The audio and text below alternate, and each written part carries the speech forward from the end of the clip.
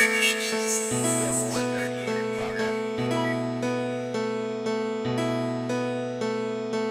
is a dangerous groups that we're dealing with now. It was a nightmare. Flight 807, you're clear for landing, runway 7, Bravo. All personnel report to the nearest tornado shelter. This is not a drill. If you need help, then dial your operator. Have no fear, fellow citizens. The Mediator is here. Good morning and welcome to this week's edition of The Mediator with me, your host, Brian West, here to give you the top 8 headlines and developing news stories that made it this week. Now, as usual, I give you the top 8 local headlines and developing news stories that made it first, followed by a movie clip, a skit, a trailer, or something that's going on in the community, or maybe some pictures. And then I'll give you the top 8 international headlines and developing news stories that made it this week. So let's waste no time, folks. Let's get to it. Story number 1, Akron Children's Hospital is making more local plans. Now, after another successful fundraising campaign, Akron Children's Hospital plans to open up an emergency care unit, according to one local article. The goal to turn no child away seems to be what's setting the standards here locally when it comes to caring for local children. Story number 2. Chill Can facility is pretty much looks abandoned. The Chill Can facility on the east side of Youngstown pretty much looks abandoned. The Chill Can story is staying alive after making front page news. Now, this story opens up a window to how a deal with the city somehow went bad.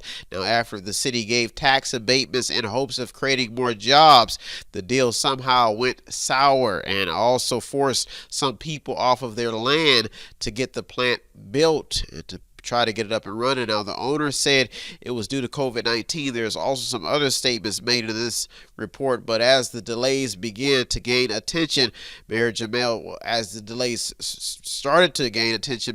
Tito Brown was left with no choice but to apply some pressure by filing a lawsuit. And now the talks have now evolved into a very bad situation involving some extensive legal work and major breaches of contracts. Now, Youngstown Law Director Jeff Libyan says that he is very concerned about the bad deal, according to a local Vindicator article. Story number 3. Local opioid lawsuits are making headlines. Opioid cases have been making headlines after some local pharmacies have been getting caught in the opioid lawsuits, the lawsuit web. They've been getting caught in this big tanglement of opioid cases. Now, families all across the valley has continued to voice their concerns about loved ones who have been affected in a negative way by opioid addiction. Now, there are so many stories that have made headlines over the years that the opioid saga has eventually led to lawsuits being filed here locally. Now, 500,000 people, that's a lot of people, have died from opioid abuse, and babies have been born with defects because of the drug.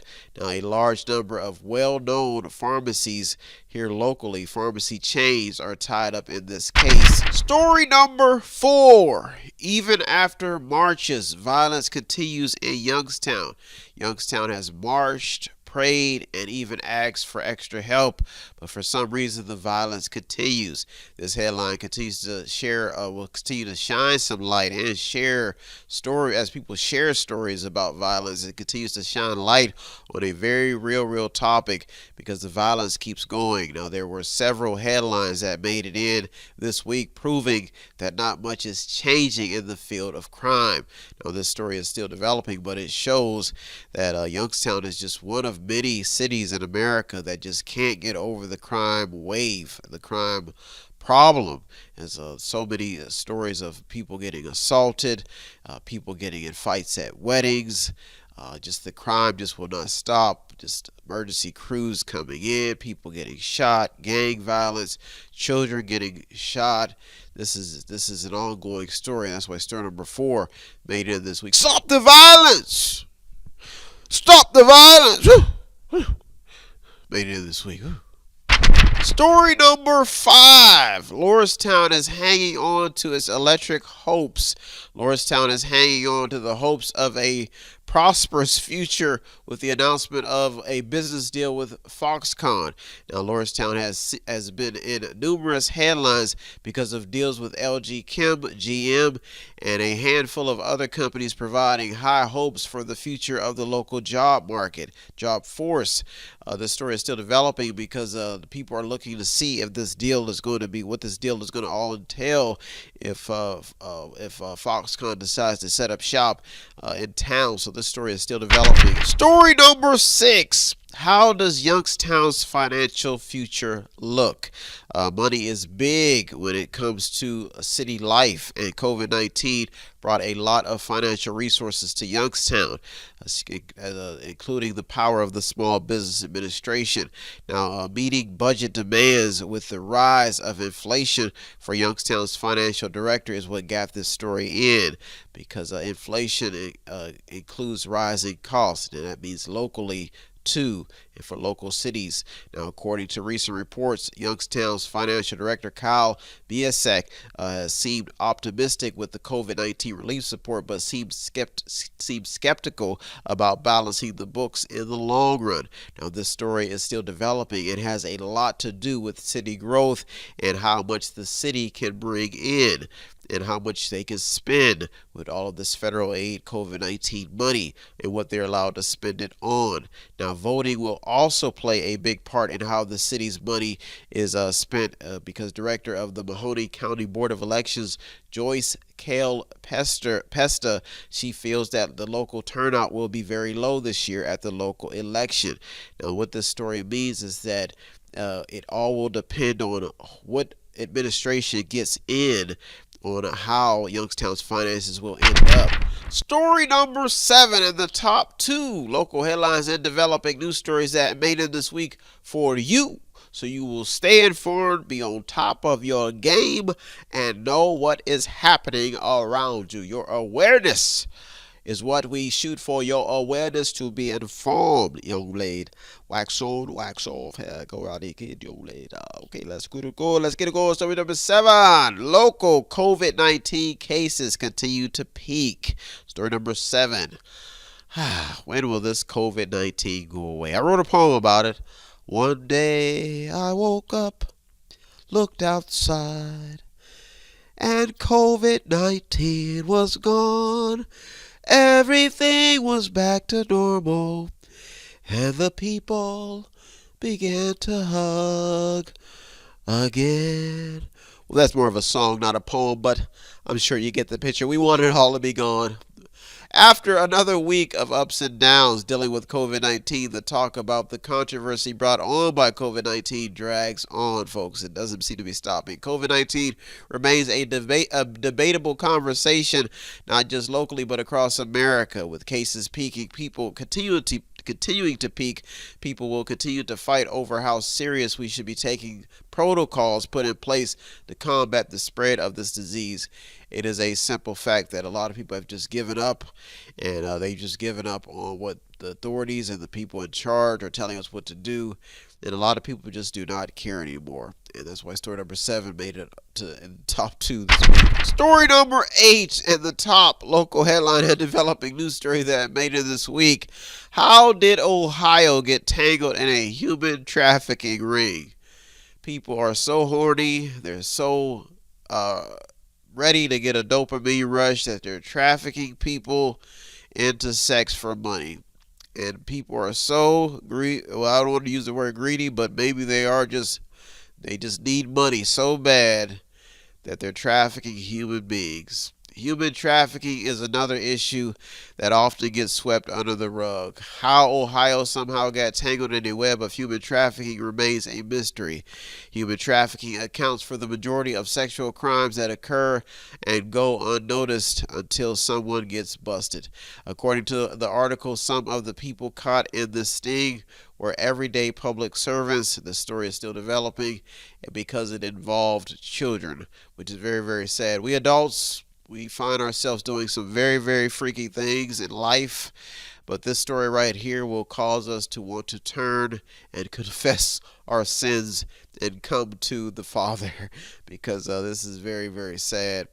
Very, very sad when we have a world in some places they just allow things like this to go on forever, but in America, I don't know how long this can last. Well, folks, that's why it made the top this week. We have to find a way to control our urges, self-control, and find us a mate that will please us until we drop dead, roll over in the grave, and rise again to find that true love.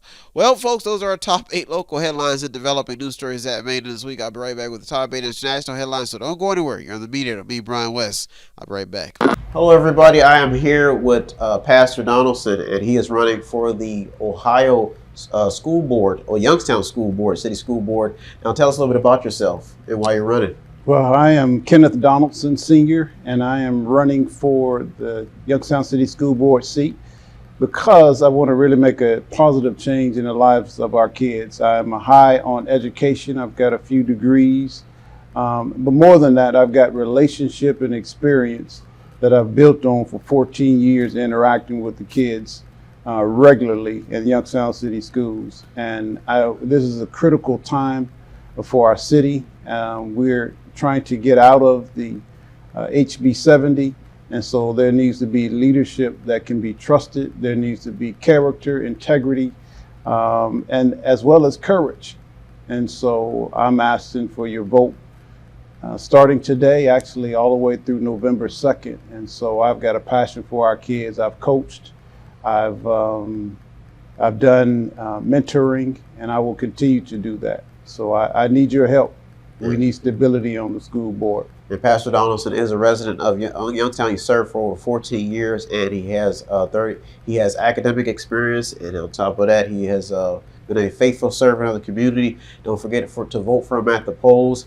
And once again, if you want to check out the whole entire interview, all you have to do is visit the website on the screen. You can check out the entire interview with Pastor Donaldson and his message to the community and why he is running, and learn a little bit about himself. Well, I want to thank you so much for coming on to the Mediator this week. I'll be right back here on the Mediator with me, Brian West. I'll be right back. Welcome back. Welcome back. And now it's time to get to the top 8 international headlines and developing news stories that made it this week.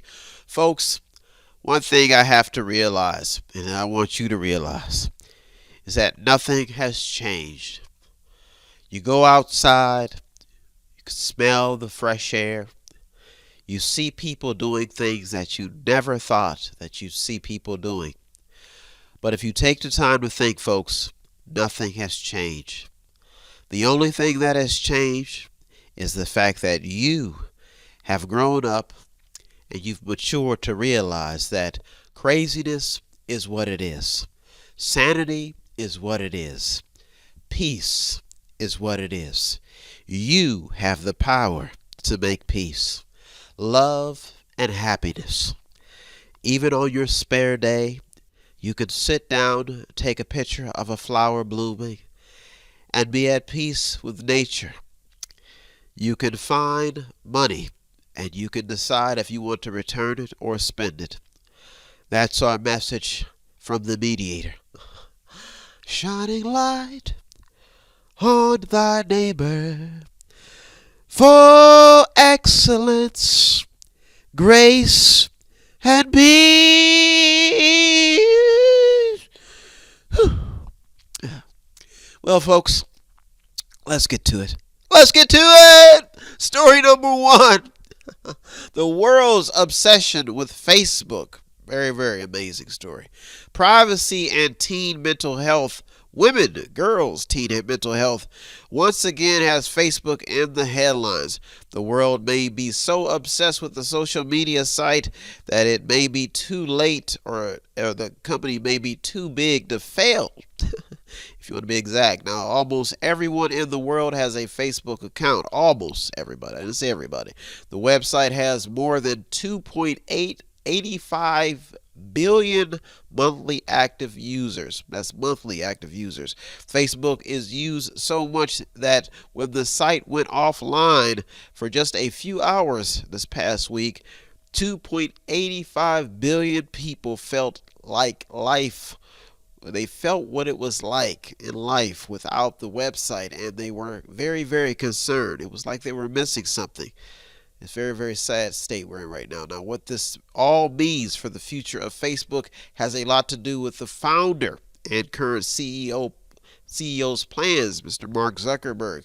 Now, a whistleblower has even made top headlines releasing valuable information about the company's financial strategies, saying they were very unsympathetic about how they gain profits about the people using their site. Now, what this story proves is that the world could possibly be obsessed with Facebook, and a lot of people cannot do without it. So it could someday become a utility depending on who sits in the top chair of the still popular company's boardroom, who sits in that chair when deciding the future of the company, which is known as Facebook.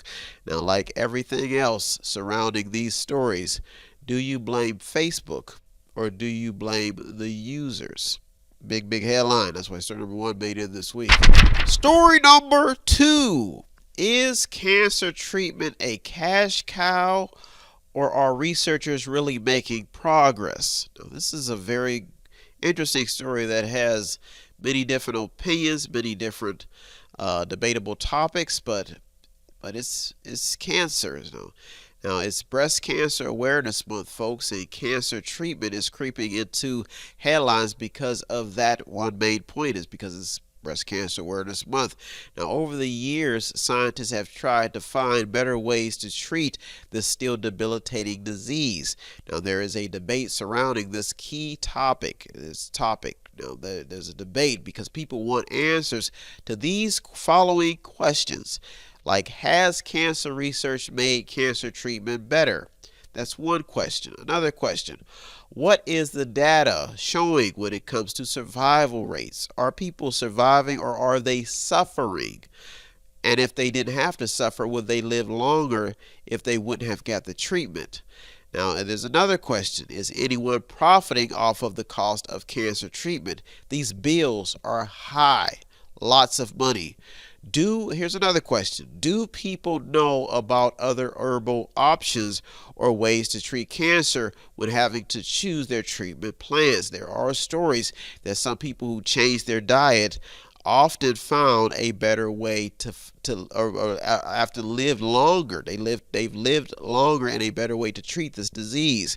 Now, these questions have been posed by a countless number of Americans having to deal with the growing trust and confusion surrounding cancer research and finding out how to treat this disease that has killed and hampered a lot of people from reaching their fullest potential. So it has caused a lot of harm.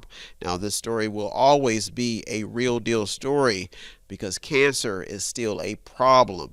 Now, that's why story number 2 made it in this week. Big, big headline. Story number 3. Where did all of the plastic come from? Oceanographers, oceanic officials, ocean people watching and testing the waters are finding a lot of plastic in oceans. Now, this plastic is killing and destroying marine life.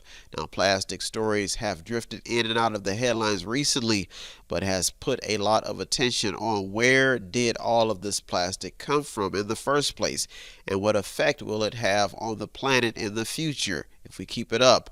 Now, plastic has been blamed for the alteration of crabs, lobsters, and other sea creatures that live in the oceans that we are eating this meat. Now, this story also makes us all aware of consumption problems that we have when it comes to plastic, because we use it quite a bit, and it also brings to light how the world disposes of plastic waste. That's why story number 3 made it in this week. Story number 4. The electric and fossil fuel debate is staying alive.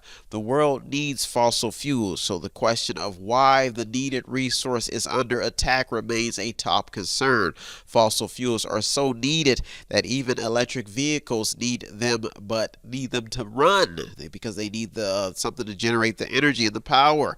Now, but the topic at hand in this is all about consumption.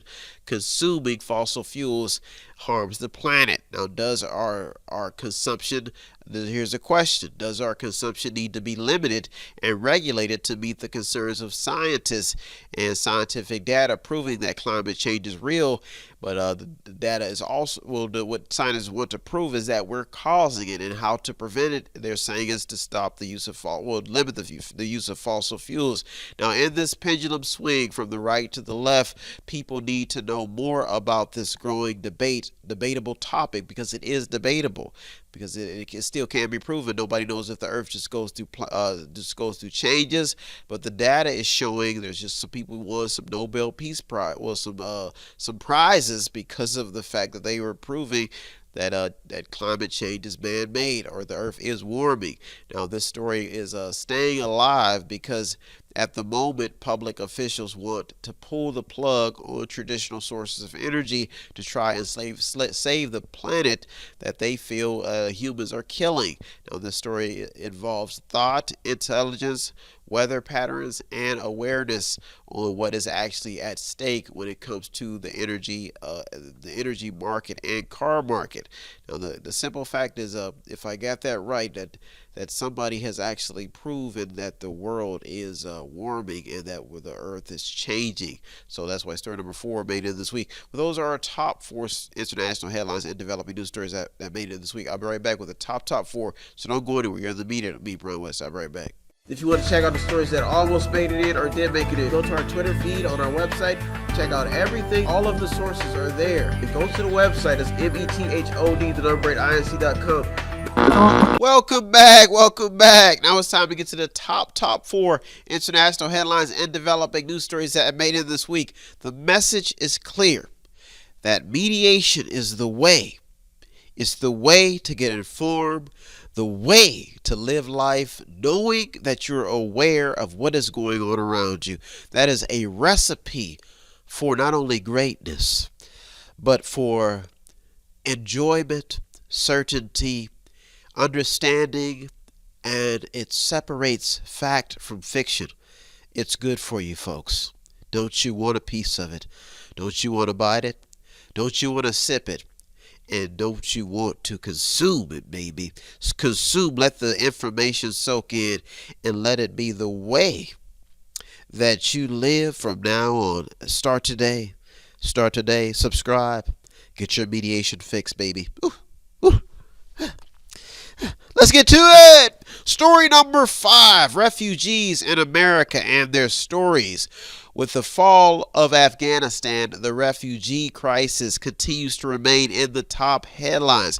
The truth is that the world has a refugee problem, and it's eating away at American policy. The refugee topic is so bad that people seeking asylum are finding themselves in the middle of a growing political conflict, and political conflicts, if you want to be exact. Now, that these political conflicts have many of these refugees not knowing that they don't know enough, and they don't know what they're getting into, because these political conflicts they know nothing about. Now, migration stories have to stay alive for people to understand how these stories evolve into bigger political issues that often involve immigration problems that make it worse for legal immigrants, for the people who are here legally. Now, that's why story number 5 made it this week. Big headline. Story number 6, the rich are in the hot seat again. Once again, the rich are in the hot seat due to political and outside pressure. Stories are starting to surface about some well-known figures with offshore bank accounts that have been, because they've been avoiding paying taxes. So well-known rich people who have been putting their money in bank accounts overseas to avoid paying taxes. Now, this is not good because the pressure is on. Now, in these tough political times and these tough times period, these stories shine a lot of light on a new debatable topic between each class of citizen and each class of society. I'm referring to the rich, the middle class, and the poor, because a lot of people don't follow the rules. Now, the constant money grabs between the rich, poor, and middle class is what is keeping this story alive. Story number 7 in the top international headline and developing news story that made it this week for you. America could be shying away from Biden's plan. The president's poll numbers are down, and there is a lot of attention on the president's plan, if he has one. Now, after a disastrous Afghanistan pullout, the attention is now on what Biden plans to do to fix an already flawed post-Afghanistan plan. And when I mean post, that is after the withdrawal. Now, some headlines have surfaced about Afghan refugees being placed on bases and leaving these bases without proper vetting. And there's also stories of Americans still in Afghanistan, some of them needing surgery. Now, Biden's infrastructure, energy, and budget plans are also taking a hit in his not only even through a year yet. Now, this is why there is so much attention on why people are shying away from Biden's current plans for America.